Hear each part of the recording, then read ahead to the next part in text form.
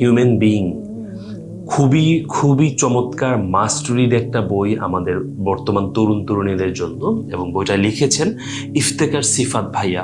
নাশাদ publication এই বইটা প্রকাশ করেছে, এবং এখন পর্যন্ত নাশাদ পাবলিকেশনের যে বইগুলো প্রকাশ হয়েছে সবগুলোই চমৎকার বই এবং মাস্ট রিড বই আমি যতটুকু দেখেছি।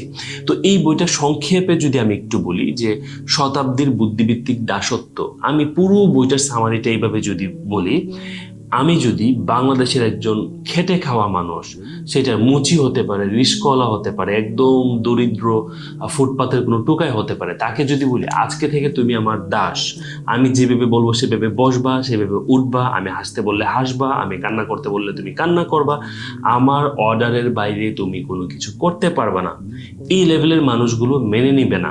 যদিও আমি অফার করি মাসে তোমাকে আমি 5 লক্ষ টাকা দিব, বিলিভ ইট অর নট, তারা রাজি হবে না। কিছু মানুষ রাজি হতে পারে, সেটা ডিফারেন্ট থিংস।